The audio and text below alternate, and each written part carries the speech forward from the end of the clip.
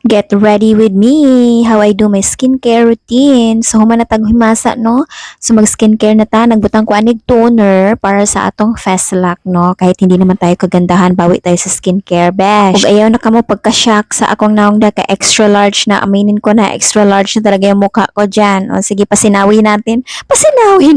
Nagbutang ko darag serum, ayan. So, para naman mag-glow-glow ang ating skin, no? Grabe naman yan. Skin ang puhunan. Bahala na gid, hindi tayo maganda basta yung skin natin, alagaan talaga natin ba? Kasi yan ang puhunan ng ating panahon ngayon. Pinaka-hate ko pa naman magka-pimples, kaya alagaan talaga natin yung skin natin, guys. So, hindi na natin maiwasan ang pimples yan kasi meron naman tayong monthly dalaw. Ayan, part niyan sa journey natin, no? I-enjoy natin ang journey. At hapit na tamahuman, no? Gamay na lang, magbutang na taog sunscreen. So, ganahan naman ko ani kay basta ganahan ko ani ay namang pangutana paggamit ng inyo hoy. Bitaw ay nindot kayo siya gamiton. So pagpalit na mo na sa akong yellow basket, no, i-click ng yellow basket sa ubos pag shopping na mo dire sa TikTok shop nako, guys. Ug pag humana na pwede na ka matulog o pwede na ka mula kung asa man ka basta kay secure na imong skin, di na ma-damage. Bahalag damage yung datong naong basta nga atong skin di ma-damage. O loko pa gyud na imong naong day kada ko kay kag naong day. Ay ako ra di.